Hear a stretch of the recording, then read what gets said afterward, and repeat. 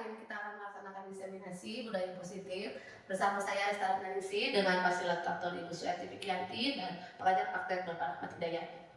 Dan saya Nulaila dengan fasilitatornya Bapak Ade Rusmana dan pengajar praktiknya Bapak Kurnia Silvana.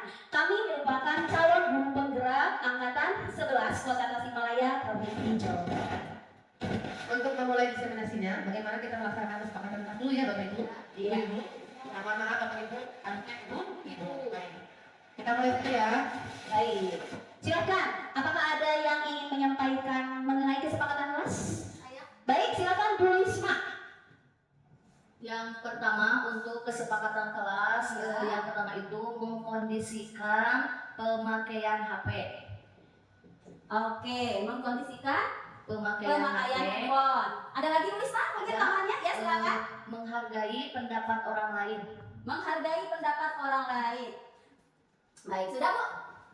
Oke, di sini ada dua yang diutarakan oleh Bu Risma. Barangkali yang lain, apakah setuju untuk mengkondisikan pemakaian handphonenya? Bagaimana? Setuju, sepakat? Oke, berarti untuk mengkondisikan pemakaian handphone saat kami diseminasi ya, mohon Bapak Ibu nanti handphonenya dikondisikan. Kemudian yang kedua, menghargai pendapat orang lain bagaimana? Setuju? Sepakat? Oke, berarti ini sudah ya, sudah disepakati. Ada lagi yang lainnya? Silakan Ibu Rini. Yang ketiga, aktif mengemukakan pendapat.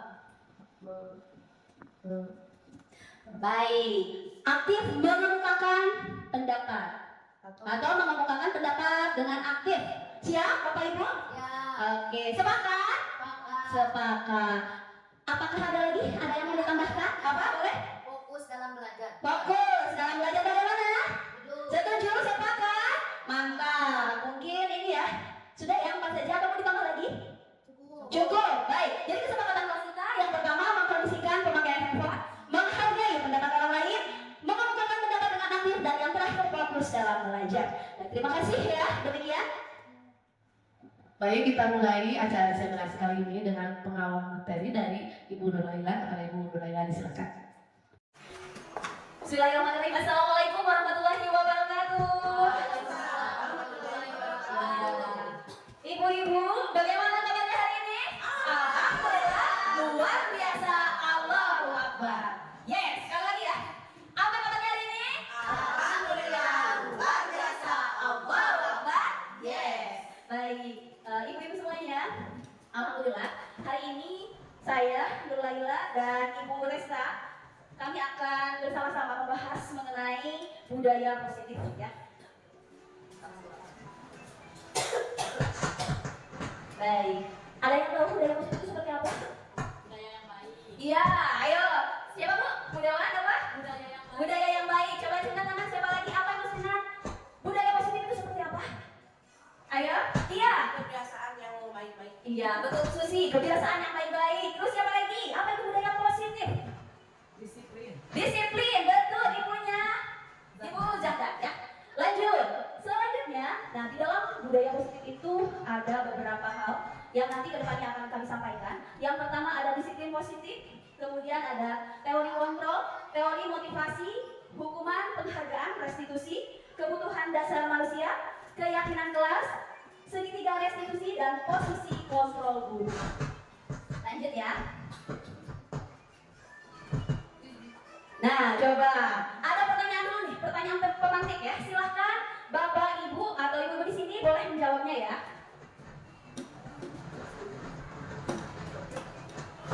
Pemberian hukuman dengan hal positif seperti membersihkan halaman atau menyapu kelas dapat meningkatkan disiplin anak. Iya atau tidak? Iya? Iya? Iya? Coba yang bilang iya, acungkan tangan dulu. Acungkan tangan. Oke. Kemudian yang tidak siapa? Oke, berapa orang? 3 orang. Ada yang bilang tidak ya. Berarti kita mau gimana Bu? Mayoritas tuh. Mayoritas ya. Kita akan mengklik yang mayoritas yang mana? Berarti ya, ya. Pemberian hukuman dengan hal positif seperti membersihkan halaman atau menyapu kelas dapat meningkatkan disiplin anak. Ingat ya Bu, membersihkan halaman kelas. Oke. Nanti kita akan lihat pembahasannya ya. Itu. Simpan dulu tadi membersihkan halaman itu bisa menjadi apa Bu? Bisa menjadi anak. Betul. Lanjut. lanjut. Nanti kita lihat ya bahasanya ya. Apakah ya atau tidak. Selanjutnya, pertanyaan kedua. Memberi penghargaan dapat meningkatkan motivasi belajar anak secara konsisten. Iya atau tidak? Ya. Iya, coba ajukan tangan yang iya. Ada berapa? 9 orang. Ah iya, 9 orang. Ada yang tidak? 1 orang. Berarti yang menjawab 9 orang ini adalah iya, sedangkan 1 orang Iya. tidak. Ingat-ingat yang konsisten. Iya, ingat-ingat ya tadi ya pertanyaannya ya Bapak Ibu ya. Meningkatkan motivasi belajar anak dengan memberi penghargaan. Dapat memperhatikan, dapat apa? Meningkatkan motivasi secara konsisten. Baik, tadi jawabannya apa? Mayoritasnya? Iya. Oke, nah sekarang kita bahas ya. Nah, Ibu, tadi kita membahas tentang yang namanya budaya positif. Ya. Budaya positif ini berkaitan erat dengan yang namanya disiplin. Disiplin. Nah, ada beberapa hal yang tadi sudah saya sampaikan. Yang pertama kita akan bahas dulu disiplin. Pernah mendengar kata disiplin, Bu? Pernah? Iya. Pernah? Ibu, coba ada yang tahu disiplin itu apa? Iya bisa sih? Boleh bisa dikasih. Sikap, Coba Bu. sikap yang harus dilakukan oleh orang tersebut untuk melaksanakan peraturan. Oke, sip. Siapa lagi yang angkat tangan? Ayo, Bu Dewanti, apa yang maksudnya disiplin? Perasaan taat dan patuh pada aturan. Oke, bagus. Bu Dewanti menyebutkan menyebutkan perasaan dan patuh pada aturan. Itu disiplin. Selanjutnya siapa lagi? Ayo, siapa lagi? Silahkan, Ibu Lesta. Pengendalian diri Ya. untuk melakukan suatu tindakan dengan kesadaran diri. Iya. Pengendalian diri untuk melakukan sebuah tindakan dengan kesadaran diri. Berarti saya simpulkan ya dari teman-teman, disiplin itu adalah patuh pada aturan dan juga adanya pengendalian diri supaya apa? Supaya sesuai dengan aturan. Baik. Nah, lanjut ya, Ibu. Disiplin. Disiplin itu berasal dari bahasa Latin ya. Disiplina yang artinya belajar. Makna asal dari kata ini berkonotasi dengan disiplin diri dari murid-murid serta S dan Plato ya. Disiplin diri membuat orang menggali potensinya menuju sebuah tujuan apa yang dia hargai. Namun dalam budaya kita, makna kata disiplin telah berubah menjadi sesuatu yang dilakukan seorang pada orang lain untuk mendapatkan kepatuhan. Ya, kita dari tahu apa? Kepatuhan. Nah, kecenderungan umum adalah menghubungkan kata disiplin dengan ketidaknyamanan, bukan dengan apa yang kita hargai atau pencapaian suatu tujuan mulia. Dari bahasan ini dapat kita simpulkan bahwa yang namanya disiplin ini berhubungan erat dengan kata kepatuhan, ya. Nah, Ibu, disiplin itu harus ada yang namanya kontrol diri. Bagaimana kita mengontrol suatu hal atau mengontrol diri kita sendiri supaya mengikuti sesuatu kepatuhan itu. Nah, yang lebih baik adalah kepatuhannya itu atau pengontrolan dirinya itu berasal dari hati nurani. Tidak ada paksaan. Ya, itu. Nah, selanjutnya ada pertanyaan lagi. Silahkan. Kita bahas ya. Mana yang termasuk ke dalam bentuk disiplin? Memakai seragam sekolah rapi, memakai sandal ke sekolah, menyapa guru, mengerjakan tugas tambahan karena telat mengumpulkan PR. Mana di sini yang merupakan sebuah bentuk disiplin? Memakai seragam. Iya, yang biru, yang biru. Oke, mau menjawab Ibu ini yang mana? Memakai seragam sekolah yang rapi. Iya. Oke, memakai seragam sekolah yang rapi. Kita coba klik ya. Betul sekali ya, memakai seragam sekolah yang rapi. Nah, itu adalah bentuk dari sebuah disiplin. Nah, sekarang ada yang namanya disiplin positif. Disiplin positif adalah cara penerapan disiplin yang mengajarkan anak bertanggung jawab dan menumbuhkan kesadaran diri berdasarkan nilai-nilai kebajikan. Jadi, di sini yang harus kita pahami adalah bertanggung jawab dan kesadaran diri berdasarkan nilai-nilai kebajikan. Coba bisa diulangi lagi, Ibu. Ayo, siapa? Acungkan tangan, Bu. Boleh. Ya, boleh. Kalau berdasarkan presentasi yang Ibu sampaikan bahwa disiplin itu harus bisa bertanggung jawab, kemudian dia bisa menjalankan dirinya akan sesuatu hal untuk melakukan suatu nilai kebajikan. Iya, sip. Tepuk tangan. Wah, keren sekali ya. Pertanyaan selanjutnya, Bu. Oke. Apa itu nilai kebajikan? Baik, nanti akan saya bahas mengenai nilai-nilai kebajikan ya. Intinya ada yang namanya disiplin positif. Disiplin positif itu nggak boleh berasal dari luar ya Bu ya. Harus berasal dari keyakinan diri, kesadaran diri, hati nurani. Oh, misalnya gini. Misalnya seorang anak tahu misalnya kalau menolong teman itu benar, dan mereka harus yakin bahwa menolong temannya itu adalah sesuatu hal yang benar. Oh iya ya, kita sebagai manusia harus saling menolong. Kemudian misalnya ada anak yang bolos waktu sekolah. Nah, kita harus memberikan pemahaman kepada anak tersebut harus dengan kesadaran dirinya bahwa yang namanya bolos sekolah itu adalah sesuatu hal yang kurang tepat, kurang baik, dan itu harus diyakini dalam dirinya. Nggak boleh misalnya gurunya nih, kata ibu guru juga bolos itu salah, kurang tepat, tapi harus benar-benar si anak tersebut yang meyakini bahwa bolos itu suatu hal yang tidak baik. Itu ya Bu ya. Nah, untuk disiplin positif sendiri itu lebih ke arah disiplin diri yang dapat mengontrol diri dalam melakukan segala tindakan, dapat membuat murid memahami dan menyadari berdasarkan motivasi internal, bukan paksaan maupun dengan pujian atau hukuman ya. Nanti tadi masih berkaitan ya. Di pembahasan selanjutnya akan kita bahas mengenai pertanyaan pemantik yang tadi ya. Lanjut. Nah, ya ini merupakan contoh ya disiplin positif di sekolah kita. Ada makna lagi yang namanya makna disiplin itu adalah belajar kontrol diri, paham melakukan tindakan dengan menggali potensi diri kita sendiri agar tercapai tujuan mulia, yaitu menjadi seorang yang diri kita inginkan berdasarkan nilai-nilai yang diri kita hargai atau nilai kebajikan. Nah, ini dari disiplin positif ya. Dapat membuat diri memahami dan meyakini berdasarkan motivasi internal seperti yang tadi ya. Nah, bukan berdasarkan penghargaan ataupun hukuman. Nah, Bapak Ibu sudah ini ya, sudah mulai ada pencerahan di pertanyaan yang tadi ya. Tapi simpan dulu, nanti kita akan bahas lagi ya. Nah, ini salah satu contohnya disiplin positif di sekolah kita. Misalnya ketika masuk kelas, anak-anak itu harus berbaris dulu, kemudian melihat kebersihan diri mereka, kukunya, kemudian apa lagi? Rambutnya, betul. Nah, selain itu juga kita juga menerapkan selain dalam pembelajaran intra maupun kurikuler, kita juga menerapkan disiplin positif itu di dalam ekstra kurikuler. Contohnya pramuka. Nah, di sana kan banyak nilai-nilai kebajikan yang sesuai dengan Trisatya dan Dasa Dharma. Kemudian kalau kelas 1 yang siaga apa? Kelas 1, kelas 2, kelas 3, kelas 4 yang siaga apa namanya? Apa Bu Susi? Dwi Dharma dan Dwi. Iya, Dwi Dharma dan Dwi Satya, betul sekali ya. Nah, itu. Oke, baik. Lanjut ya. Nah, ini adalah contoh dari nilai-nilai kebajikan yang harus kita sadari atau kita memberikan motivasi kepada anak supaya anak tersebut memiliki nilai-nilai ini ya. Ini misalnya sebenarnya banyak, tapi ini hanya sebagai contoh.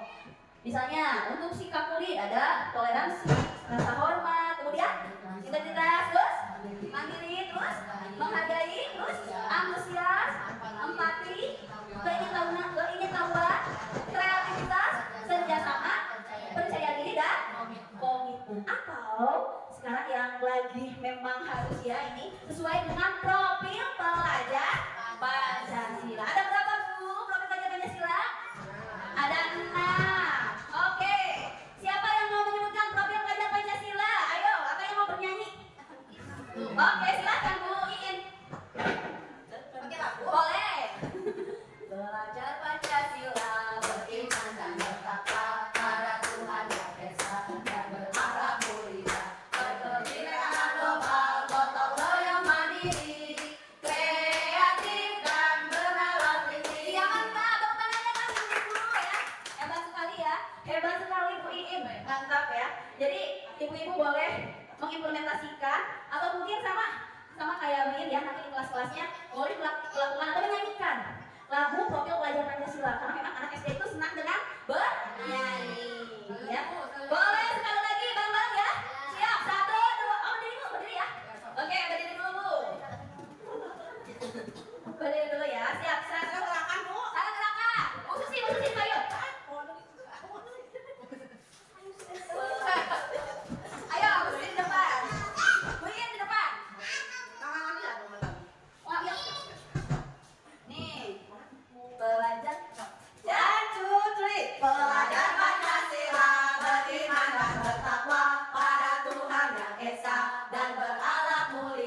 berkebinekaan tunggal, gotong royong mandiri, kreatif dan bernalar kritis. Ada berapa, Bu? Ada 6. Wah, mantap sekali. Terima kasih Bu Susi, Bu Iin ya. Baik. Jadi profil pelajar Pancasila itu menanamkan nilai-nilai apa Bu? Kebajikan pada anak. Ya, itu. Dan sebenarnya ini harusnya ditanamkan itu tidak hanya di sekolah, di rumah juga ya. Di rumah itu baik bersama dengan keluarga atau bersama teman sepermainannya, teman di sekolahnya, guru-gurunya dan sebagainya. Itu. Jadi anak itu harus memiliki nilai kebajikan tersebut supaya mereka mampu menyadari dengan motivasi internal. Nanti akan saya bahas mengenai motivasi internal ya. Selanjutnya, nah, kita ke teori kontrol. Teori kontrol ini dikemukakan oleh William Glass ya. Anda tidak bisa mengontrol orang lain, hanya Anda yang mampu mengontrol diri Anda sendiri. Ibu, saya ingin bertanya, yang memiliki keinginan terhadap diri sendiri itu ibu sendiri atau orang lain? Ayo, saya sendiri. Oke, saya sendiri yang memiliki keinginan untuk mengontrol diri saya atau menginginkan suatu tujuan, bukan orang lain. Kalau orang lain tuh misalnya nih, ibu ingin makan nasi misalnya ya, atau ingin makan ayam. Ada orang lain yang bilang kamu harus makan burger misalnya. Menurut ibu, apakah ada keterpaksaan tidak? Tentu saja ada keterpaksaan. Iya. Harusnya gimana Bu? Sesuai dengan keinginan kita sendiri. Iya, tepuk tangan dulu dong, ibu-ibu, betul sekali. Harus sesuai dengan keinginan diri sendiri. Berarti begitu pun dengan nilai kebajikan yang diterapkan kepada anak. Ya. Nah, ketika ada nilai kebajikan yang diterapkan kepada anak, berarti anak itu sendiri yang harus menginginkan hal tersebut. Tuh, ya. Kemudian ini tadi semua perilaku memiliki tujuan. Anak marah ada tujuannya, Bu? Pernah anak di kelas marah-marah Bu Susi? Pernah Bu Risma? Pernah nggak ada anak-anak yang marah? Oke, coba misalnya seperti apa marahnya di kelas Bu Risma? Seperti melemparkan meja dan kursi. Wah, amazing ya, seperti melemparkan meja dan kursi. Pernah itu Bu? Nah, oke. Harusnya ya sebagai guru kita itu harus ngomong anak itu seperti itu, ya. Nah, itu betul sekali ya Bu ya. Beragam anak-anak lain. Coba yang lainnya selain itu ada nggak sih anak menjadi marah gitu? Kenapa? Ya ampun. Mungkin biasanya anak marah itu kadang lagi bete dari rumah jadi membawa rasa marah itu ke sekolah. Nah, biasanya karena kadang dimarahin orang tua dari rumah sehingga menginginkan perhatian dari ibunya, menginginkan rasa kasih sayang. Betul, iya. Tepuk tangan untuk Bu Risma dan Bu Iin ya. Iya betul sekali ya, ibu-ibu. Kita harus tahu, jangan sampai anak itu misalnya marah karena suatu hal dan kita malah lebih memarahi. Ya, apa yang terjadi kalau seperti itu? Anak apakah akan lebih bersemangat sekolah atau malah sebaliknya? Iya, betul. Takutnya malah anak menjadi lebih lawan, ya. Oke, lanjut. Model berpikir memang tenang ya, kolaborasi dan konsensus menciptakan hal baru, mengembangkan komunitas berbasis aset kekuatan. Kemudian realitas kebutuhan kita berbeda, kita berusaha memahami pandangan orang lain tentang dunia, karena setiap orang itu memiliki gambaran yang berbeda. Betul nggak? Setiap orang memiliki gambaran yang berbeda, keinginan yang berbeda, termasuk siswa kita.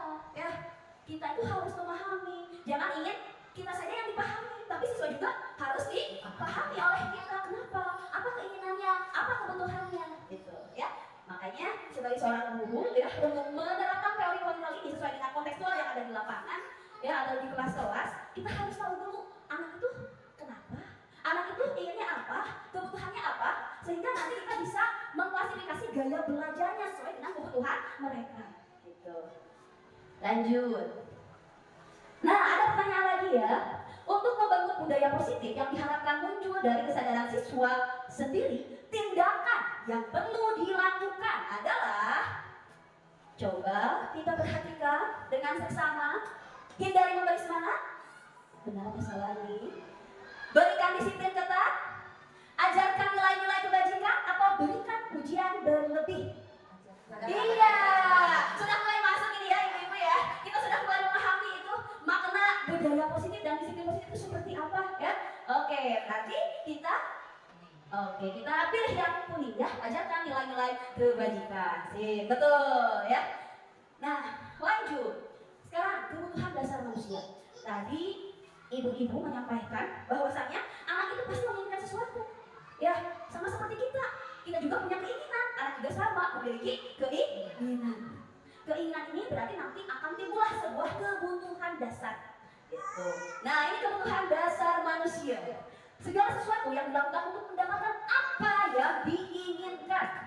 Seluruh tindakan yang dilakukan memiliki tujuan tertentu. Dan semua usaha terbaik yang dilakukan dalam rangka agar kebutuhan dasar terpenuhi dengan baik. Ya, sama seperti kita manusia, siswa juga manusia. Bahkan masih ingat filosofi Si Hajar Dewantara kalau kita itu harus menuntun siapa?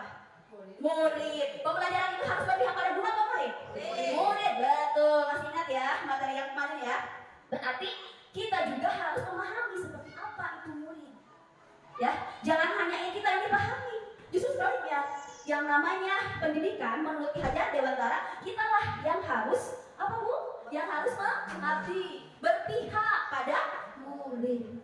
Ya, itu. Nah, jika anak senang, jika keinginannya dipenuhi, menurut kalian atau ibu-ibu ya yang ada di sini, mungkin ibu yang ada di sini, anak-anak lebih semangat tidak belajarnya? Iya. Ibu, ada anak, ada siswa yang dimana dia itu memiliki keinginan ingin diperhatikan, misalnya diperhatikan guru. Kalau dia tidak diperhatikan bagaimana? Apakah dia akan semangat? Tidak.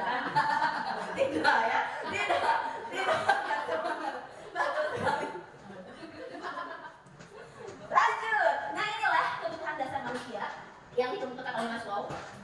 Yang pertama, penguasaan ya. Oke. Coba.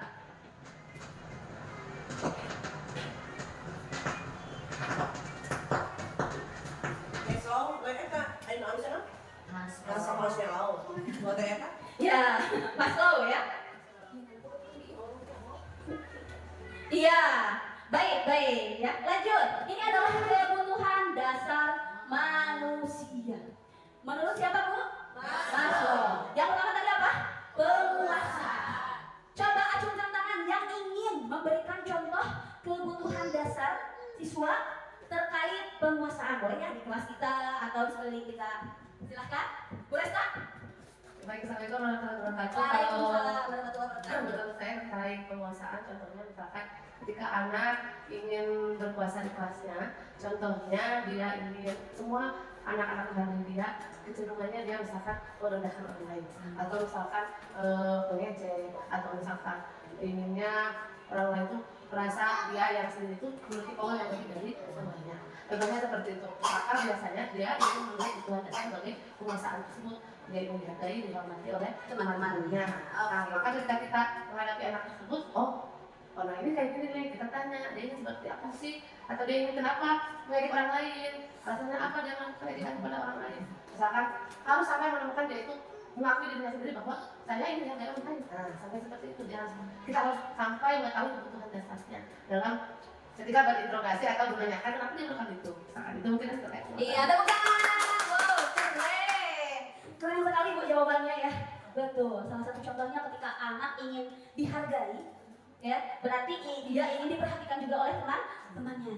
Nah, makanya sebagai guru, ketika ada anak yang seperti itu, coba kita mengajarkan mereka untuk saling menghormati dan saling menghargai satu sama lain. Betul. Yang kedua, kebutuhan kasih sayang dan rasa diterima. Silakan acungkan tangan. Siapa yang mau memberikan contoh di kelasnya tentang kasih sayang? Misalnya anak itu seperti apa sih kebutuhan kasih sayang yang diterima ke ibu guru? Ah iya, boleh Bu, silakan. Ibu Jordan. Waalaikumsalam. Kasih sayang dan rasa yang diterima tuh mungkin si anak tersebut ingin lebih diperhatikan, dimanja, menjadi prioritas utama dari guru gitu untuk anak tersebut. Mungkin seperti itu. Iya. Terima kasih. Iya, tepuk tangan dulu ibu-ibu. Betul sekali ya. Yang namanya anak itu pasti ingin dimanja, apalagi kelas bawah ya Bu ya. Saya merasakan kelas bawah anak itu mendekat sama kita. Kenapa? Kadang ingin dielus Bu. Elusan tangan kita itu membuat mereka itu lebih semangat belajar. Itu ingin dielus, ingin oh kamu keren ya, oh kamu hebat ya. Coba kalau misalnya saya gini Bu, ngapain ini? Kok gini? Apa yang terjadi? Anak bahkan takut ya, tidak mau belajar. Bahkan kalau anak bawah mungkin anak kelas bawah bisa menangis ya. Kenapa? Karena kebutuhannya tidak terpenuhi. Makanya dia ingin memberikan kasih sayang dan juga rasa diterima. Misal, ketika misalnya dia membuat gambar, pasti ingin diucapkan oleh ibu gurunya itu, wow, betul ya. Nah itu pasti ingin merasa diterima. Saya bisa. Ini bu, ini hasil karya saya bu. Nah itu ya. Lanjut. Selanjutnya kesenangan. Nah biasanya kalau kesenangan itu berhubungan salah satunya yang sering menyenangkan kita adalah guru PJOK. Iya. Silakan Ibu Dewanti. Untuk kesenangan para peserta didik mungkin ketika pembelajaran olahraga ya, Ya. lebih sering memilih dia ingin main bola, padahal materinya bukan main bola. Iya. Seperti itu sering juga ada yang anak lain misalkan ambil bola temannya merebut. Nah jadi Berantem. Oke. Iya, betul sekali Ibu. Jadi kadang anak juga memiliki kesenangan terhadap sesuatu hal ya. Dan Abi mabuk senangnya juga main bola, misal gitu ya. Sehingga mereka tetapnya ingin bermain bola. Nah, di sini kita harus pintar. Ketika pembelajaran yang lain, gimana caranya anak supaya lebih semangat ya. Oke, makasih Bu Dewanti hebat. Oke, lanjut satu lagi. Kebutuhan bertahan ya, bertahan hidup dan kebebasan. Siapa lagi yang mau memberikan contoh kebebasan? Ayo Bu. Kebebasan Bu Yen, silakan Bu Yen. Kebebasan ya, kalau bagi peserta didik kemungkinan itu dia ingin merasa bebas seperti misalkan di sekolah ada aturan memakai sepatu setiap hari, tetapi kadang anak itu ingin bebas biasanya seperti di hari Jumat pengennya pakai sendal. Tetapi kebebasan itu kita sebagai guru kan harus bisa memberikan nilai-nilai kebajikan itu sehingga masuk ke otak anak, oh berarti apa yang kita lakukan itu salah. Jadi kebebasan itu sepenuhnya harus ada kontrol diri tersebut sesuai materi yang tadi ya, kedisiplinan itu. Jadi harus berhubungan dengan pengontrolan diri. Iya, terima kasih tepuk tangan dulu dong untuk Dewanti dan Bu Iin ya. Keren jawabannya ya Ibu, terima kasih Masya Allah ya. Satu lagi, bertahan hidup. Mau sama siapa ya? Kebutuhan bertahan hidup, iya Ibu, mangga. Baik, untuk yang bertahan hidup, memang paling sering ada di kelas saya. Ada anak yang udah jam 9 itu udah lapar ibu orangnya di kelas saya bilang, ibu istirahat, abi lapar. Nah, itu kebutuhan dasar ternyata anak itu. Kebutuhan dasar ini memenuhi kebutuhan sebagai yang memasukkan energi dalam tubuhnya, kosong perutnya, dia perlu sarapan di rumah, ataupun misalkan boleh diminum dulu ketika belajar di sini dengan minumnya berat itu mungkin yang paling dasar biasanya terjadi di kelas. Kalau yang paling umum di usia SMA biasanya ketika memang kebutuhan dasar misalkan orang tuanya pendapatannya kurang untuk belajar di sekolah, untuk ini dulu di sekolah aja dia harus misalkan melakukan pekerjaan. Nah itu salah satunya sehingga dia tidak fokus belajar di sekolah misalkan karena ini memenuhi kebutuhan dasarnya ekonomi tersebut. Itu mungkin Bu. Sip, mantap, luar biasa tepuk tangannya ya Ibu. Keren ini jawabannya. Masya Allah, keren ya jawabannya ya. Saya juga sampai, oh iya ya, ternyata di sekeliling kita itu secara kontekstual banyak sekali contoh-contoh yang memang berhubungan dengan kebutuhan dasar, terutama murid-murid kita. Baik, lanjut ya Bu Ibu ya. Nah, ini selanjutnya teori motivasi perilaku manusia. Secara garis besar motivasi ini terbagi menjadi dua. Ada motivasi eksternal dan juga motivasi internal ya. Adapun untuk motivasi eksternal yang pertama yaitu berupa hukuman. Oke, sebelum ke sana apa yang maksud dengan eksternal itu dari mana? Dari luar. Betul. Motivasi eksternal itu adalah motivasi atau dorongan yang berasal dari luar, pengaruhnya dari luar. Salah satu contohnya yaitu apa? Hukuman dan imbalan. Itu berasal dari luar dirinya ya. Ada anak yang ingin menghindari hukuman, cepat misalnya anak tersebut cepat-cepat ke sekolah. Kenapa? Takut dihukum. Ada ya itu, dah takut Bu, takut dihukum, jadi kita cepat-cepat ke sekolah misal. Itu berarti motivasinya eksternal, artinya bukan dari dalam dirinya itu. Kemudian yang kedua, ingin mendapatkan imbalan. Saya besok mau misalnya di kelas mau ke depan, soalnya Bu Susi biasanya kalau ke depan suka kasih hadiah, misalnya ya Bu ya. Nah itu juga dari luar atau dari dalam dirinya? Dari luar ya. Oke, sedangkan ada satu lagi, itu motivasi internal. Motivasi internal itu adalah dorongan yang berasal dari dalam dirinya. Ya, itu berarti di sini dia memiliki nilai atau memiliki keinginan untuk menghargai diri sendiri karena memang berasal dari keyakinan dirinya. Ya, itu. Saya akan menjadi orang yang seperti apa bila saya melakukannya. Misalnya seperti ini, jika saya tidak belajar, saya mungkin tidak akan menjadi orang yang memiliki banyak ilmu. Jika saya terlambat ke sekolah, nanti saya tidak bisa mengikuti pembelajaran dengan baik. Jika saya bolos sekolah, saya tidak akan mendapatkan ilmu. Jadi ketika motivasi internal ini benar-benar dalam dirinya itu memiliki motivasi atau dorongan berupa keyakinan diri akan nilai-nilai kebajikan. Nah itu. Coba menurut ibu-ibu mana yang lebih baik? Motivasi eksternal atau internal? Internal. Ya kenapa? Internal. Betul, coba Ibu Jahda. Kenapa harus motivasi dari diri sendiri Iya. atau internal? Karena muncul dari sikapnya sendiri, keinginan sendiri untuk menjadi pribadi yang lebih positif. Ya, tepuk tangan. Wow, keren, mantap sekali. Terima kasih Bu Jahda. Iya, betul sekali ya. Kalau motivasi internal itu lebih, anak itu lebih semangat, ya.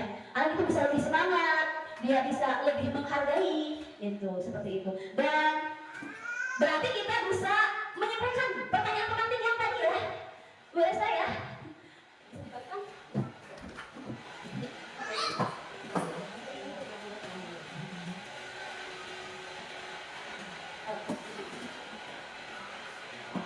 Nah, tadi itu nilainya 600. Nah ini ya, kita kembali ke pertanyaan pemantik yang tadi. Ayo, ibu-ibu, yang ini pemberian. Ya, kita kembali lagi ke pertanyaan pemantik yang tadi. Coba kita perhatikan ya.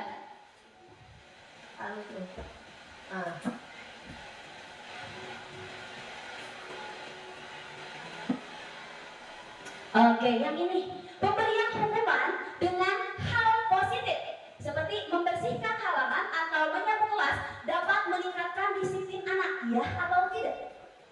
Kalau tadi sesuai dengan materi, berarti jawabannya harusnya yang mana? Tidak, ya. Coba lihat, tadi kan yang iya itu nilainya yang bagus ya, yang tidak coba kita lihat. Sama ya nilainya, tapi memang betul yang tidak, ya. Kemudian memberikan penghargaan dapat meningkatkan motivasi belajar anak secara konsisten, ya atau tidak? Tidak, tadi sesuai dengan bahasa kita sudah bertukar pikiran bahwasannya yang namanya hukuman atau penghargaan itu berasal dari motivasi apa? Nah, atau ekstrinsi. Yang bagusnya adalah motivasi di dalam diri, yaitu motivasi yang internal. Jadi jawabannya yang mana ini? Tidak, ya. Nah, itu. Oke.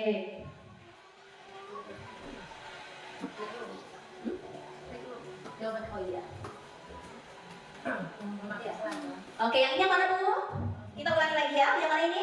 Memakai seragam sekolah rapi. Lanjut.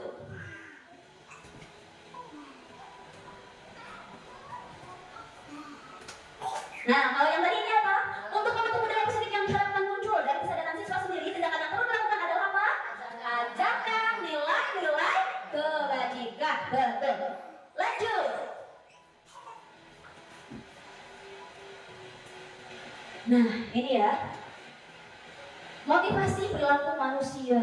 Nah, ini yang tadi motivasi internal itu lebih berharga daripada motivasi eksternal. Coba kita lihat pertanyaan selanjutnya. Motivasi perilaku manusia yang didasari ingin mendapatkan pujian atau menghindari hukuman disebut motivasi internal, motivasi intrinsik, motivasi ekstrinsik, motivasi disiplin. Yang mana Bu? Pujian atau hukuman? Motivasi apa? Ekstrinsik. Coba tangan yang ekstrinsik. Iya, sip. Betul, tepuk tangan untuk kita semua ya, ibu-ibu ya. Good. Lanjut. Nah, saya akan bahas dulu mengenai hukuman, konsekuensi dan juga restitusi ya.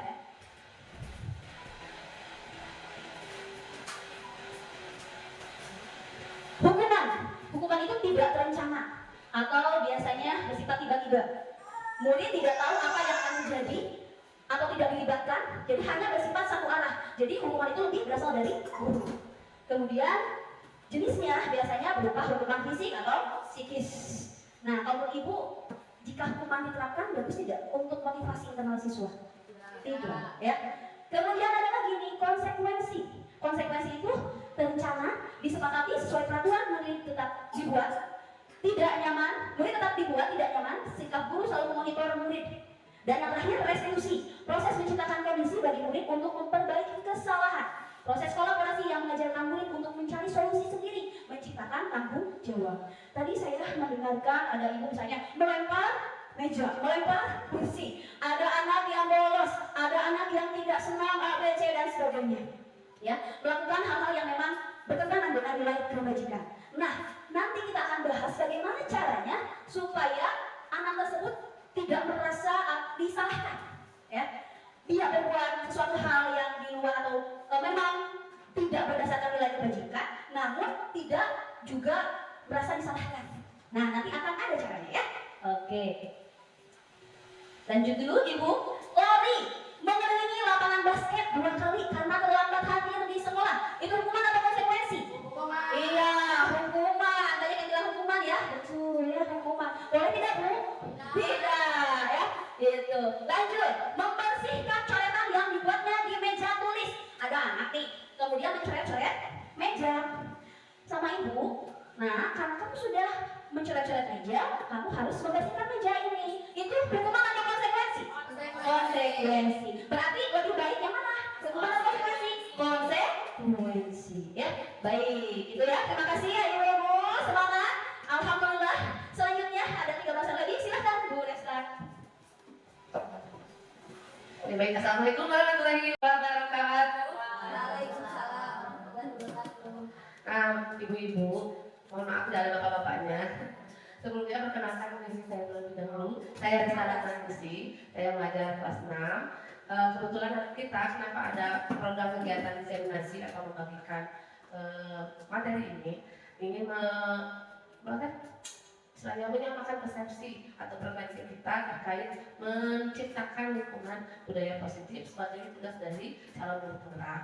Nah, mohon bantuannya Bapak Ibu ketika proses ini berjalan, ikuti dengan semangat, tetap fokus, kemudian menerapkan nilai-nilai kebajikan yang Ibu yakini selama mengikuti presentasi bersama kami berdua.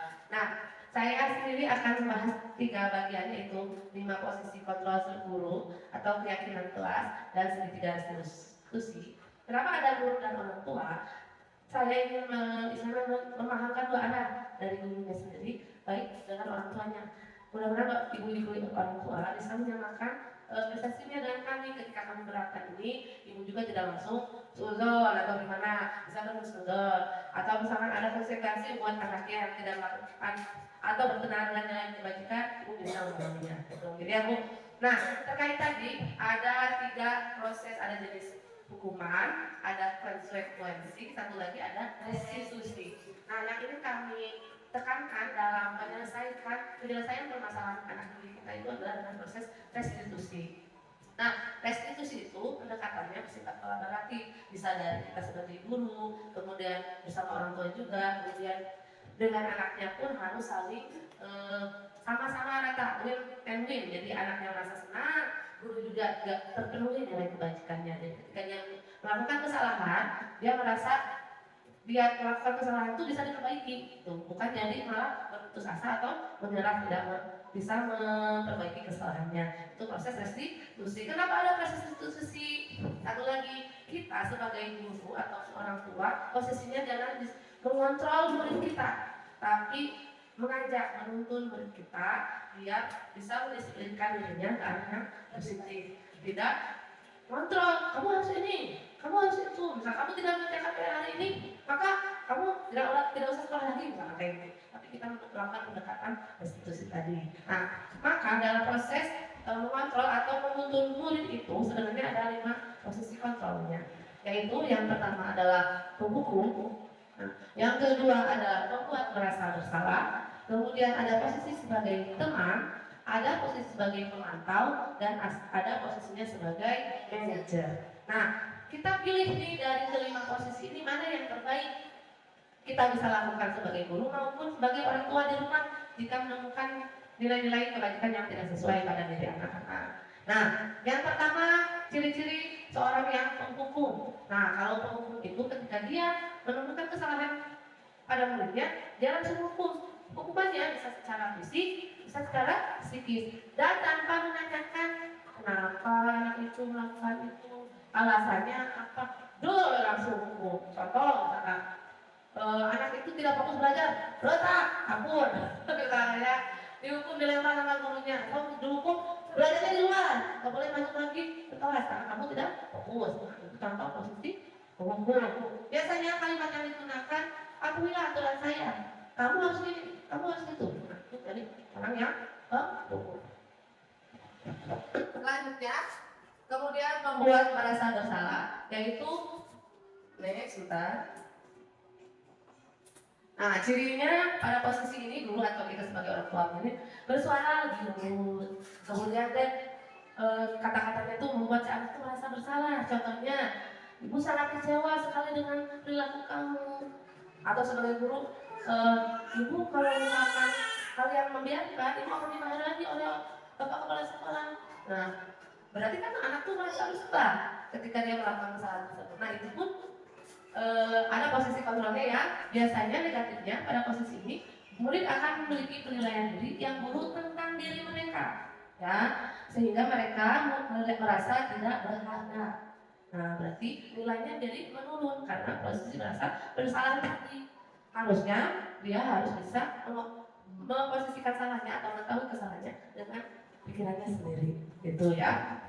Jadi jangan sampai kita itu memposisikan anaknya merasa bersalah. Kemudian posisi sebagai teman. Nah, ini pasti sering dilakukan oleh ibu, oleh ibu guru, oleh orang tua juga ya. Kadang dalam posisi ini kita memposisikan komunikasinya satu ya, sama seperti mereka cara berkomunikasinya. Anak-anak dikondisikan seperti anak-anak, nadanya semakin lemah lembut. Terus kadang-kadang ketika dia melakukan pekerjaan malah dikerjakan oleh kita sendiri. Nah, karena dia ingin membantunya sebagai teman tadi. Nah, itu pun ternyata kurang baik bagi anak. Kenapa hal itu kurang baik? Nah, di sini hal negatif dari posisi teman adalah bila suatu saat guru tersebut tidak membantu, maka muridnya merasa tidak mampu.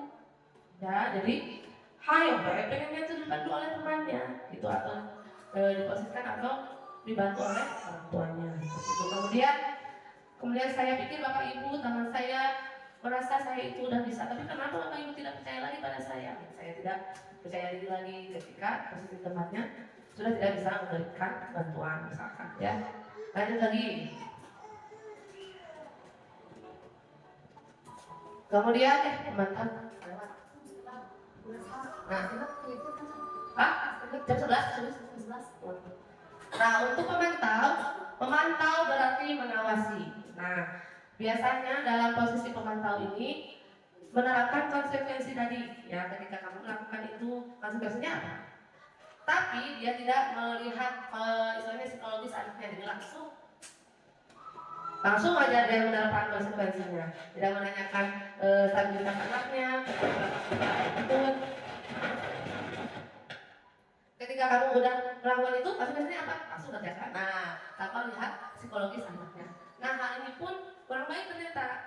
Kurang baiknya apa? Seorang pemantau sangat mengandalkan penghitungan atau catatan. Kalau kita tidak mencatat, nanti kadang ada yang misalkan berlebihan kita konsekuensinya kepada anaknya. Ketika sudah berulang kali melakukan kesalahan tersebut ternyata kita tidak terhitung misalkan, maka ada kelemahannya di dalam hal tersebut. Itu posisi pemantau. Yang satu lagi, posisi manajer. Nah, posisi terakhir sebagai manajer adalah posisi di mana guru berbuat sesuatu bersama dengan bertanggung jawab, bersama dengan murid, mempersilahkan murid mempertanggungjawabkan peraturan atau kesalahannya. Nah, biasanya dia mengajak nih murid untuk bagaimana konsekuensinya, apa yang kamu lakukan hari ini, apa alasan kamu melakukan hal tersebut. Ingatkan lagi kepada keyakinan kelasnya, kemudian menyadarkan sampai anaknya merasa itu adalah kesalahan yang diperbuat oleh gurunya. Kemudian ketika dia melakukan kesalahan, posisi manajer ini akan mengajak muridnya, bagaimana sih kalau kamu melakukan kesalahan ini, untuk kamu yang ini seperti apa yang akan kamu lakukan. Nah kalau kayak tadi misalkan mencoret-coreti bangku mejanya dengan tip E. Nah kita kan sebagai posisi manajer berarti tanya dulu kenapa mencoret-coreti mejanya. Mungkin dia pikir bahwa itu hal yang seni misalkan, ya bukan suatu kesalahan misalkan menurut kita salah, tapi menurut anak itu udah bagus bu, ini mah lagi mengaplikasikan seni saya bu misalkan ya, anak tuh bilang kayak gitu. Oh berarti dia lagi ingin memenuhi kebutuhan dasarnya sebagai mengekspresikan kebebasannya. Misalkan setelah itu gimana nih dalam keyakinan kelas kita menjaga fasilitas sekolah, apakah itu bagian dari keyakinan kelas kita misalkan, atau keyakinan rumah kita? Oh mencoret-coret itu ya bu ya tidak sesuai ya, kan tidak ada ya di dalam poin yang kita sepakatinya, ya tidak ada. Terus gimana dong tanggung jawabnya gitu, kamu sendiri bagaimana mereka mengatasi kesalahannya. Nah itu biasanya anak sendiri akan bertanya, gimana kalau bu saya memperbaiki ini dengan cara misalkan dirapikan kembali mejanya, di tip X-nya dihapus misalkan. Terus ini masih ada coretan kan lagi. Gimana tuh bu? Nah bisa juga kita ngasih solusi yang lain yang bisa diterima oleh anaknya, sehingga dia juga merasa bahwa oh hal itu perbuatan yang buruk, tapi dia bisa memperbaikinya. Itu untuk posisi manajer. Berarti kira-kira dari 5 posisi kontrol ini, dari bapak ibu kira-kira yang cocok tuh yang mana kita sebagai guru dan orang tua? Manajer ya. Meskipun posisinya anak tuh misalkan kesalahannya cukup besar, tapi kita posisikan sebagai manajer. Nah, kecuali kalau kesalahannya sudah menimbulkan efek fisik bapak ibu. Fisiknya apa?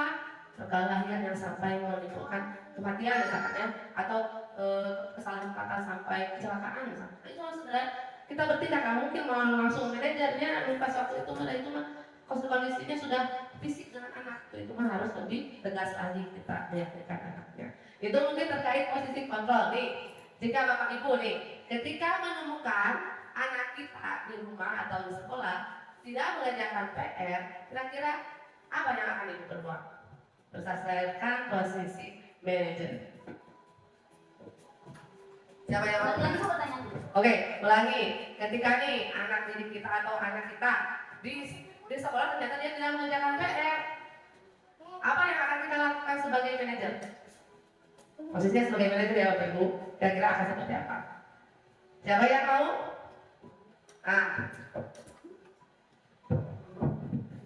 Baik Ibu, saya mengulangi pertanyaannya kembali ya. Kita diposisikan sebagai guru ketika memiliki murid yang tidak mengerjakan PR, kita sebagai manajer atau Ya, sebagai manajer. baik. Kalau sebagai manajer menurut saya berarti kita ingatkan kembali kepada keyakinan kelas yang sudah dibuat di awal ajaran baru. Misalnya di awal ajaran baru kan kita membuat kesepakatan kelas ya Bu ya. Ayo anak-anak kita buat kesepakatan kelas untuk dalam satu tahun ke depan di kelas 5 misalnya. Kalau kita tidak mengerjakan PR, kira-kira konsekuensinya apa anak-anak? Misalnya ada yang pasti anak-anak itu berpendapat beda-beda ya. Membersihkan WC Bu, lari 50 kali Bu, misalnya push up Bu. Ada juga yang mengerjakan di rumah Bu, dan sebagainya. Pendapat anak itu berbeda-beda. Tetapi kita sebagai guru ambil yang positifnya saja. Kemungkinan misalnya mengerjakan tugas di rumah atau di jam istirahat misalnya, dan itu jadi kita konsekuensinya itu yang harus disepakati satu kelas dan mereka mau dan ikhlas gitu. Jadi anak-anak siap ketika tidak mengerjakan PR, kita mengerjakan di jam istirahat atau di rumah. Ternyata mereka memilih untuk mengerjakan di jam istirahat. Akhirnya terbuatlah kesepakatan kelas itu sehingga diyakini satu kelas. Oke, nah ketika tidak mengerjakan PR mulai masuk misalkan 2 minggu kemudian atau 1 bulan kemudian tidak mengerjakan PR, lalu kita sebagai guru di posisi control manager itu kita pindahkan kembali.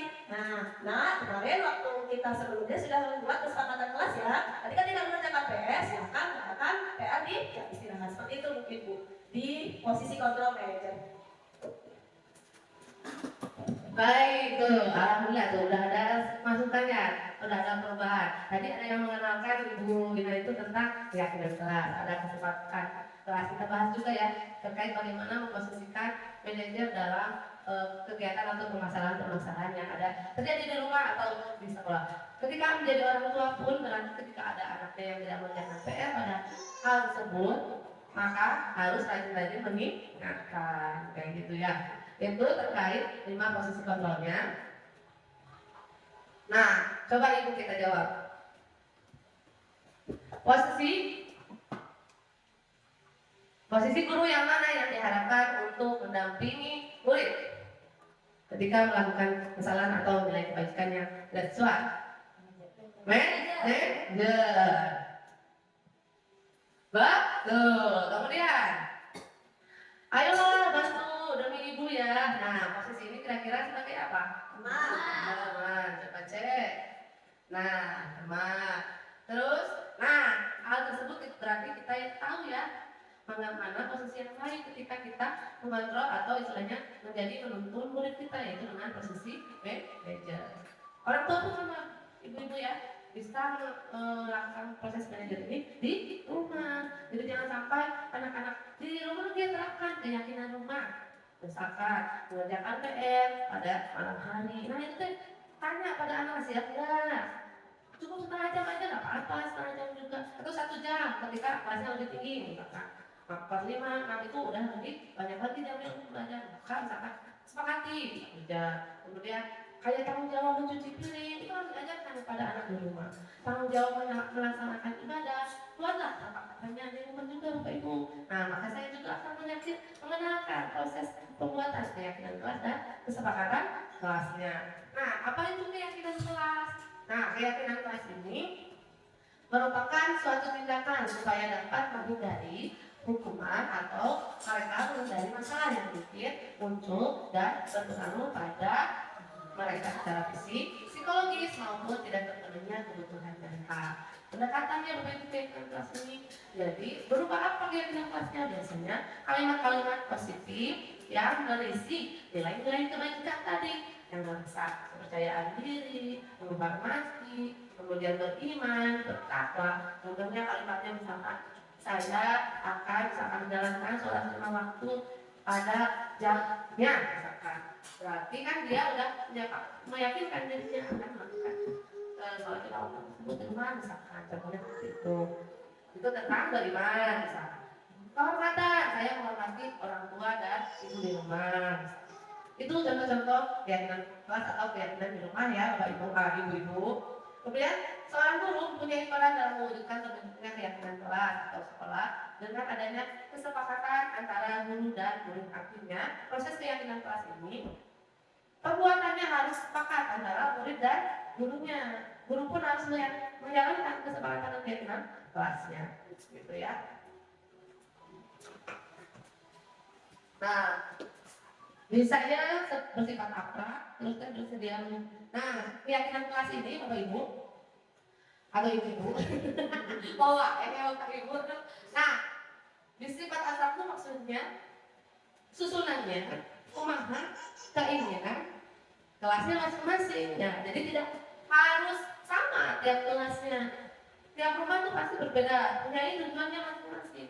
Maka itu yang ingin kita tanamkan, keyakinannya sesuai dengan karakter kelas atau rumahnya masing-masing. Kemudian pernyataannya bersifat positif, ya, tidak ada kata negatif. Contohnya misalkan dilarang merokok. Nah, dari misalkan katakan menggunakannya seperti ini, menjaga kesehatan pernapasan dengan tadi berolahraga. Jadi tidak langsung eksplisit dilarang merokok, tapi lebih ke menjaga kesehatannya. Jadi kalau misalkan ada yang merokok, ingatkan lagi bahwa itu, nah berarti ingatkan lagi bahwa tidak menyepakati keyakinan kita tentang menjaga kesehatan pernapasan, gitu jadinya. Ya, lanjutkan lagi.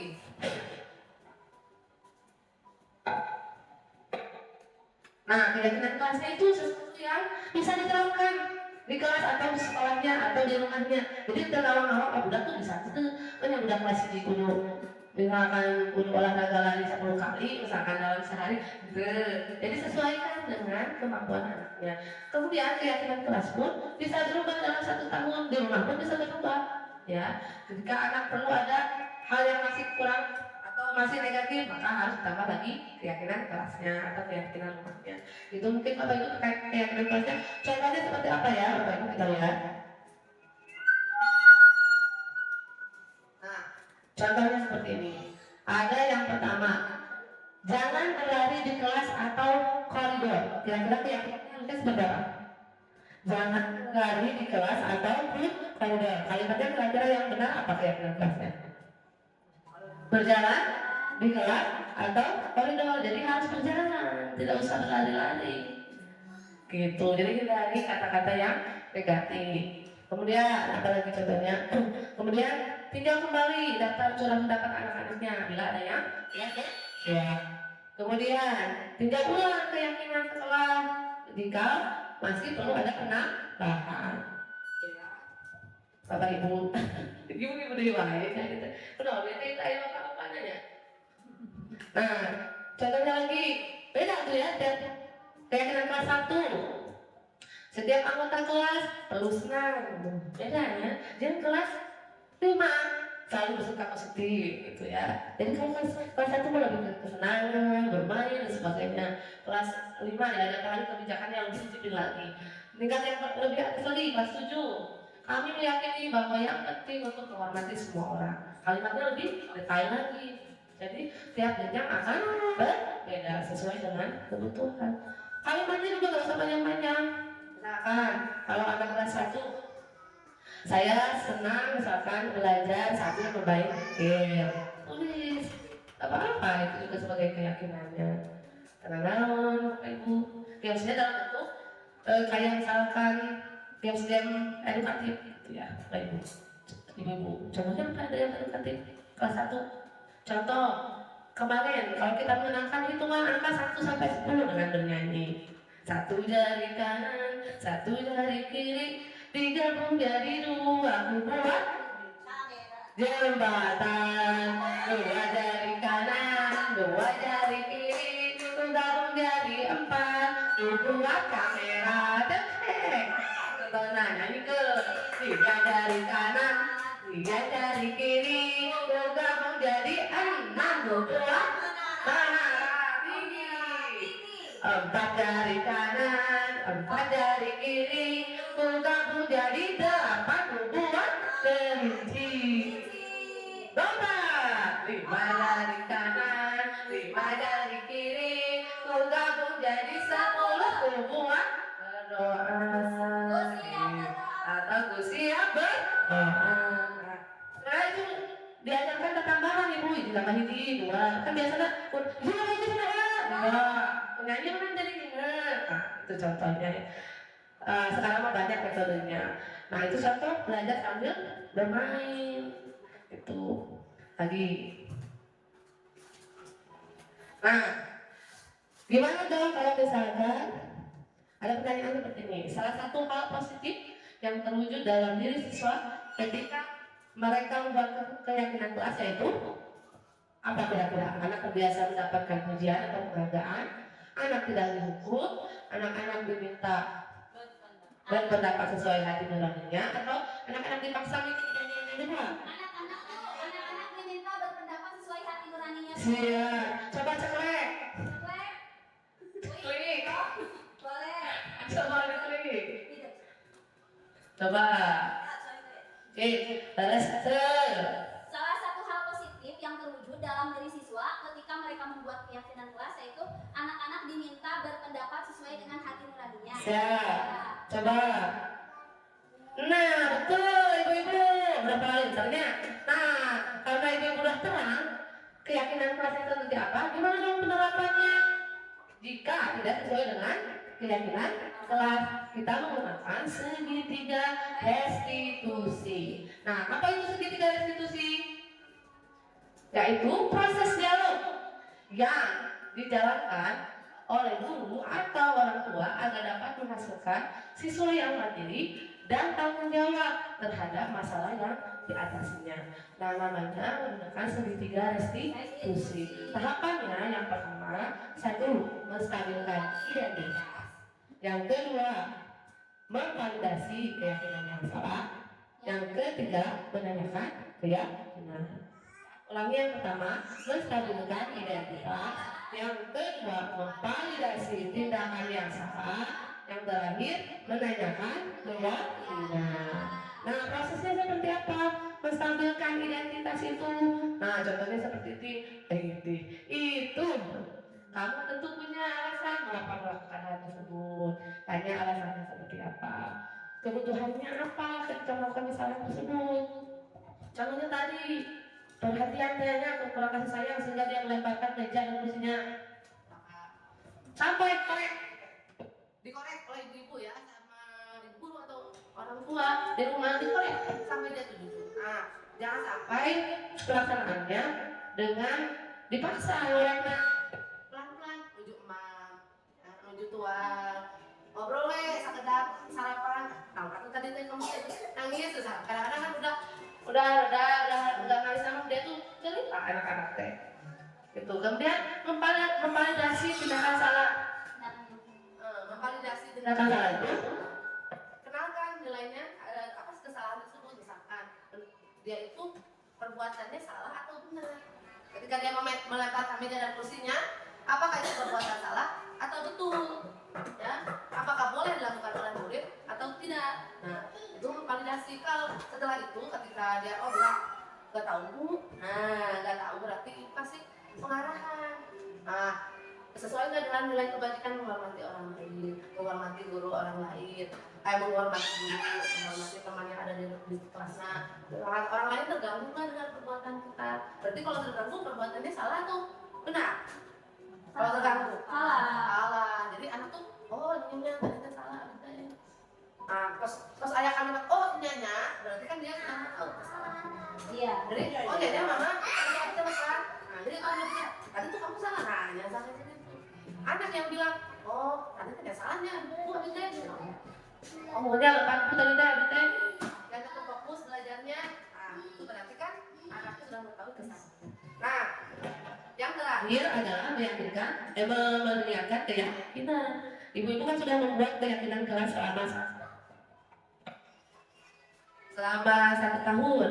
Kalau tadi melemparkan meja dan kursi ke temannya itu, kira-kira keyakinan kelas apa yang dilanggarnya kira-kira ibu-ibu?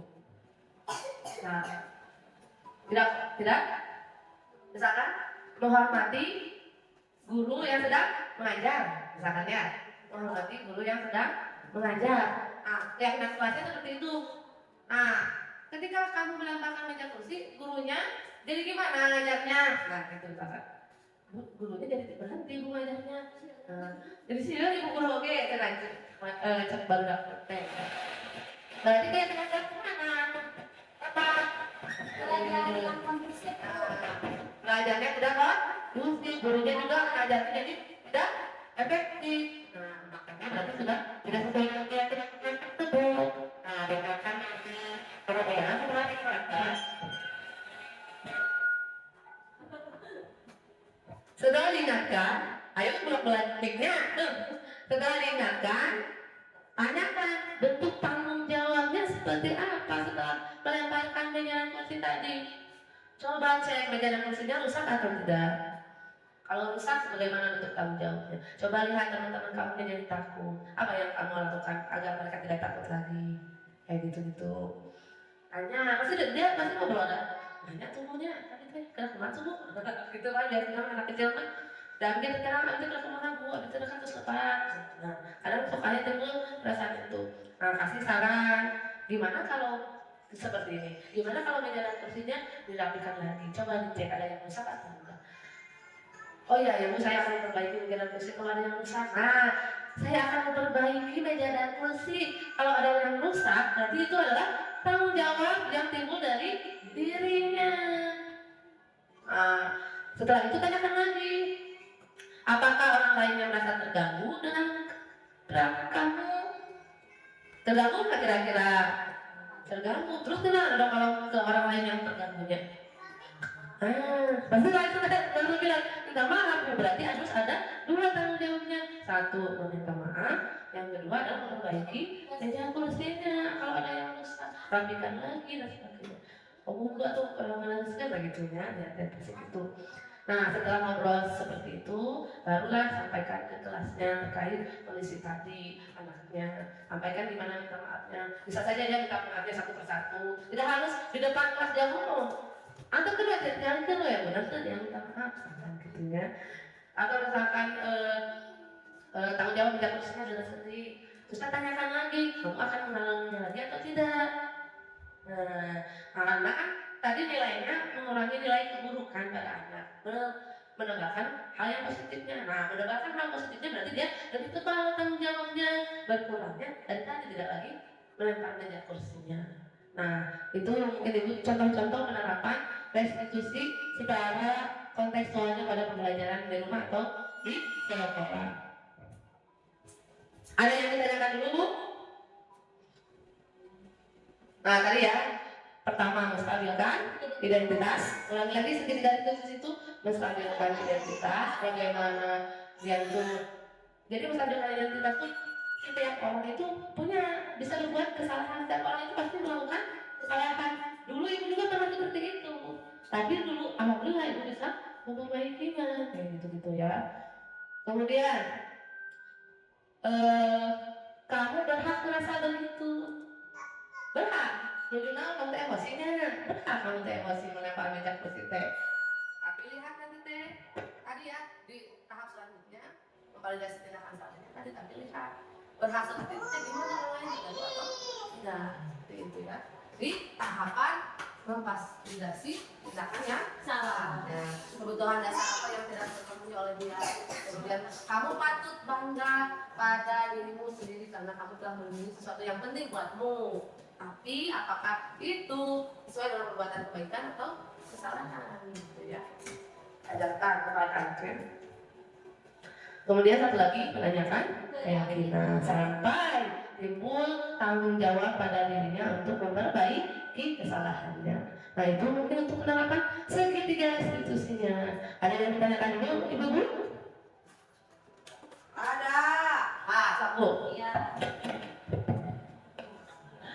Bagaimana caranya supaya kita bersama-sama dapat mengimplementasikan budaya positif, Bu? Mohon dijawab dan sejelas-jelasnya. Terima kasih Bu. Oke.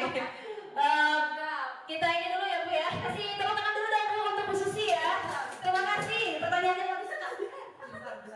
Iya. Bagaimana caranya kita mengimplementasikan budaya positif di sekolah? Nah, seperti yang kita tadi bahas sama-sama.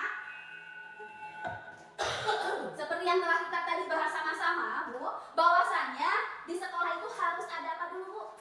Pembiasaan diri dulu. Kemudian kita tanamkan nilai kebajikan kepada siswa. Dan ingat Bu, jangan hanya kepada siswa, kita harus menjadi suri tauladan bagi anak-anak kita, itu ya. Nah, supaya berjalan dengan baik, maka harus ada kolaborasi antara guru, sesama guru, kepala sekolah, orang tua, dan juga siswanya. Nah, nantinya supaya ada kontrol diri, ya Bu ya. Dan budaya positif itu bisa berjalan dengan lancar. Lanjut Bu, silakan. Oh, mengerti sekali. Iya. Satu lagi. Oh, iya, Pak. Maka pada prosesnya, pada prosesnya tadi ketika menerapkan budaya positif tadi, terapkan proses segitiga restitusi jika ada anak-anak yang tidak sesuai dengan nilai-nilai kebajikan. Mungkin itu. Nah, pertanyaan dialog yang terakhir berapa ya ini? 2 kali lagi kayaknya. Proses dalam segitiga restitusi dibuat agar menghasilkan siswa yang seperti apa? Kira-kira yang mana? Yang mandiri dan tanggung jawab. Iya. Ya, siswa yang Mandiri dan tanggung jawab terhadap lingkungannya. Oh, salah Bu. Yang mana? Masalah yang dibuatnya. Iya. Awal ya. Jadi memang segitiga restitusi ini dilaksanakan untuk menghadapi kasus atau masalah yang terjadi sehingga si anak tersebut bisa bertanggung jawab atas apa tindakan yang dilakukannya. Itu. Oke. Ada lagi yang ditanyakan lagi Bu terkait proses restitusi? Mau contohnya ibu-ibu? Mau ya? Oh, Siap. harapannya seperti apa? Kita Iya. lihat. Nah, nanti ada contohnya ya untuk segitiga restitusi. Ini ada kasus ya, kasus masalah di kelas 1 dan juga di kelas 6 ya. Yang pernah dilakukan oleh Bu Nur dan saya sendiri. Iya. Ini contoh segitiga restitusinya.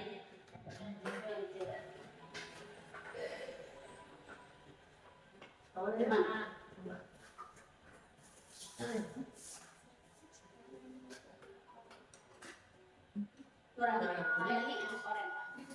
Iya.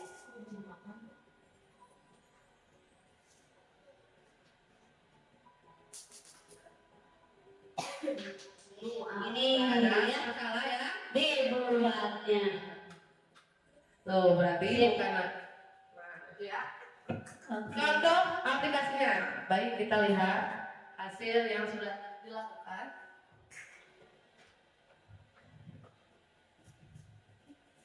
Tadi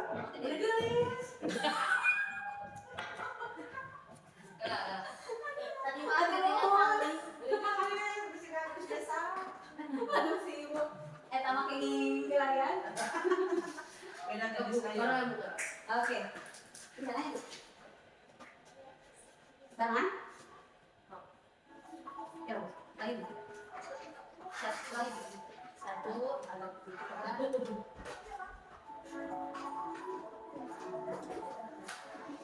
Ya baik Ibu, ini adalah salah satu contohnya ya. Segitiga restitusi ini Bapak fasilitator saya dan juga Bapak pakai saya. Iya, ini tadi kasus saat berlangsung pembelajaran di kelas 1. Pembelajarannya bahasa Indonesia. Dan ini tanpa rekayasa, Bu. Ya, anak-anak juga tidak tahu saya sedang merekamnya gitu ya. Nah, ini waktu pembelajaran bahasa Indonesia. Tuh. Nah, itu peserta didik itu sedang membaca materi bahasa Indonesia. Nah, biasanya saya suka bertanya siapa nanti yang mau baca. Anak suka mengacungkan tangan. Dan yang selalu mengacungkan tangan itu biasanya Jahdan sama Rajan. Tiap hari mereka selalu mengacungkan tangan.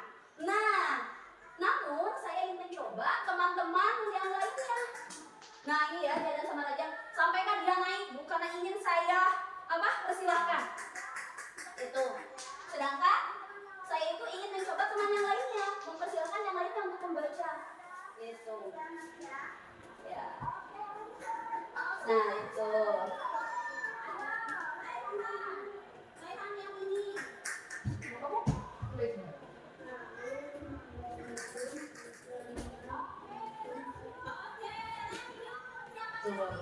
Iya. Yang ini. Iya.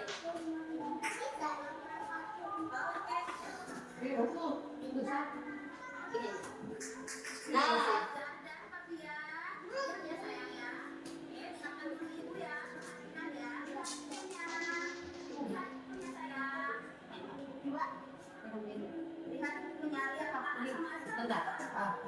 terus ya. Nah ini. Nah karena saya hanya mempersilahkan teman-teman yang lainnya, sedangkan Jahdan sama Rajan itu selalu mengacungkan tangan. Ternyata ada hal yang di luar dugaan saya. Mereka malah ngobrol bersama-sama. Gitu.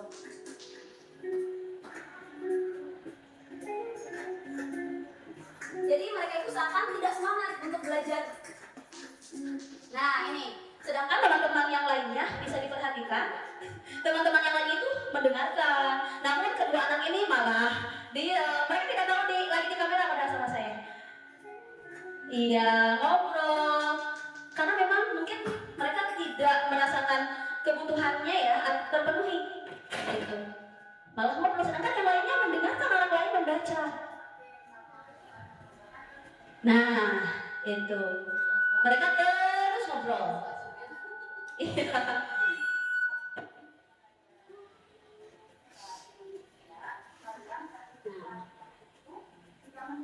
Nah, ini akhirnya selanjutnya saya memanggil keduanya ya berdiskusi dengan Rajan dan juga Zahra. Nah, saya bertanya kepada keduanya, kenapa Rajan, Zahran sampai seperti itu? Mereka bilang, kok ibu malah teman-teman yang lain terus, enggak saya.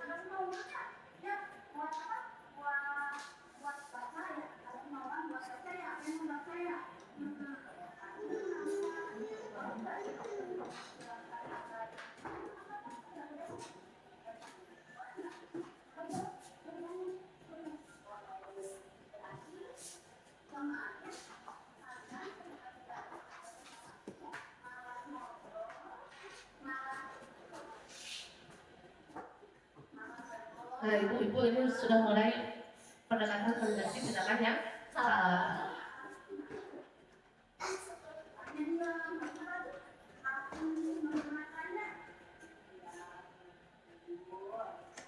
Tuh.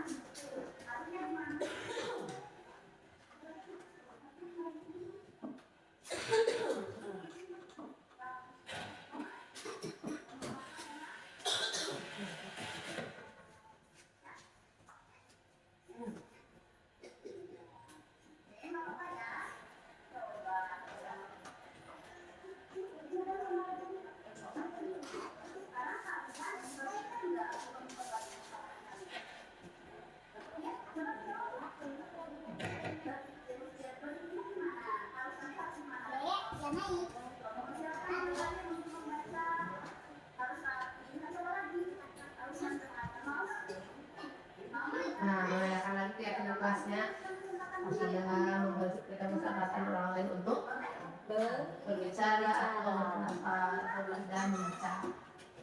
Oh ya.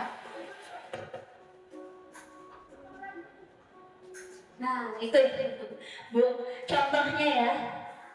Jadi kita itu tidak harus anak-anak, oh aku salah, tapi biar mereka yang berpikir sendiri, benar gak apa yang mereka lakukan itu, ya, sehingga nanti timbul keyakinan dalam dirinya, oh iya ya kita itu salah, harusnya ketika belajar itu seperti apa. Saya nanya, mereka menjawab harusnya rapi. Nah, disinilah yang memang motivasi intrinsik itu muncul gitu. Ya,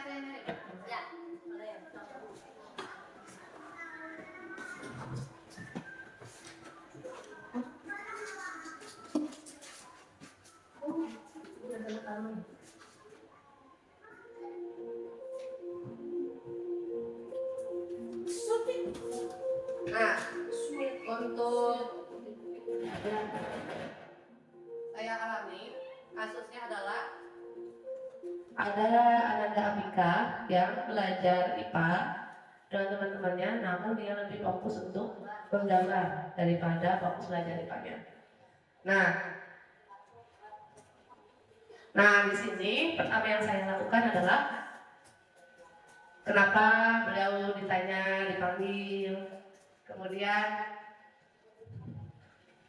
dijelaskan apa yang terjadi pada proses pembelajarannya. Nah, saya bertanya kepada Apika, Nah, tadi kenapa kamu menggambar? Nah, terus teh, apalagi yang telah dilakukannya ketika menggambar? Bentuknya kesenangannya apa? Kesenangan menggambar. Kemudian yang kedua adalah memvalidasi tindakan yang salahnya, yaitu dengan mengecek bahwa dia itu melakukan hal yang baik atau enggak ketika belajar IPA. Menggambar ketika belajar IPA, apakah perbuatan yang baik atau yang salah.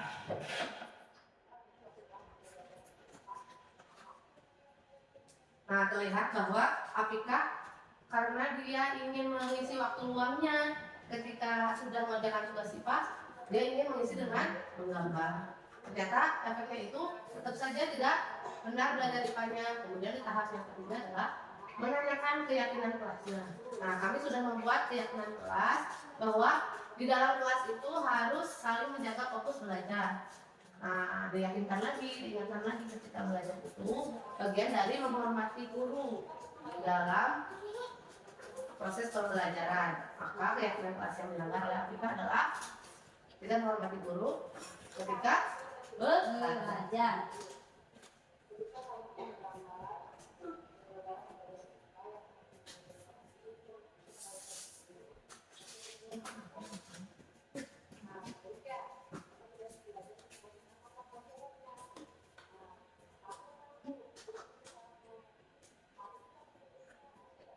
Nah, mari kita perbaiki gitu. Belajar apa?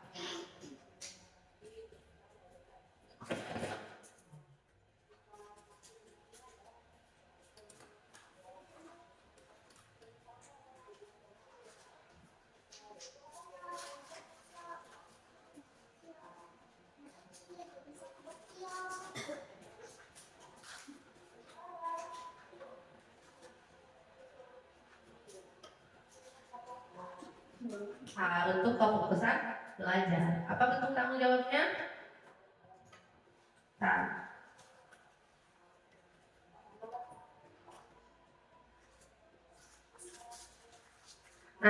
alhamdulillah Apika ketika saya sudah menerapkan proses restitusi ini, dia selalu minta izin terlebih dahulu kepada saya, Bu, saya sudah mengerjakan tugas, saya sudah membaca lagi bagian tugas saya, bolehkah saya menggambar? Nah, jadi sekarang Apika juga nggak langsung semena-mena langsung digambarnya keinginannya, tapi sekarang mah izin dulu. Yang lain juga sama jadinya, masa Airan yang suka menggambar, Bu, Abi tadi Abi aku nggak Bu, nggak mahal pakai Abi, oke, saya gambar, oh ya tapi yang sesuai dengan IPA ya gambarnya kayak gitu.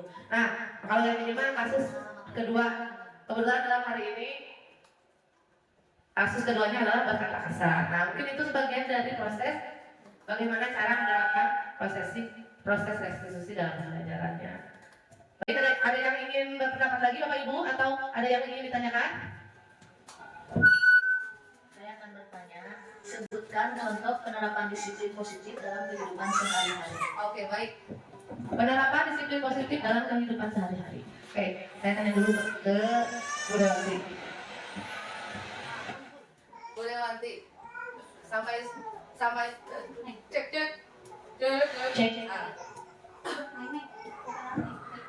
Saya bertanya pada Bu Dewanti, ketika sekarang sebagai guru, kenapa sampai saat ini Ibu semangat dalam mengajar anak-anak?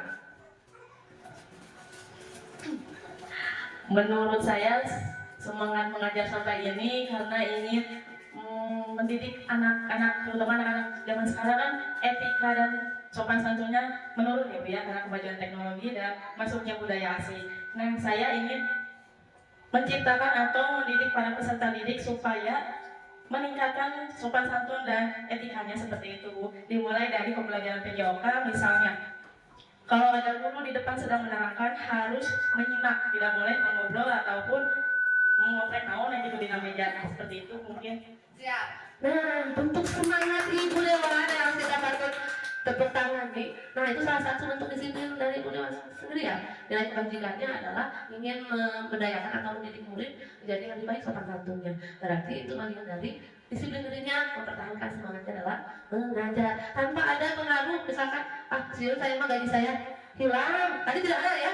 mudah-mudahan jangan sampai bilang dari saya bisa dipotong bu. Nah begitu, ya bisa ditegur bu Pak Dedi. Untuk itu oke ternyata tidak ada imbalan, tidak ada penghargaan nilainya ini berpihak pada murid tadi. Nah itu sudah luar biasa. Disiplin positif pada diri Bu Dewanti. Nah itu adalah salah satu contohnya ibu bu. Alhamdulillah sudah sampai waktunya untuk berpisah Bapak Ibu. Nah refleksinya untuk hari ini kira-kira apa nih dari Bapak Ibu setelah menerima semua materi dari kami, kira-kira apa bentuk refleksi yang akan Ibu terapkan di rumah ataupun di sekolah setelah mempunyai atau menyimak materi budaya positif? Mungkin untuk saya pembelajaran dari materi yang disampaikan oleh Bu Nur dan Bu Reska, mungkin saya akan merubah.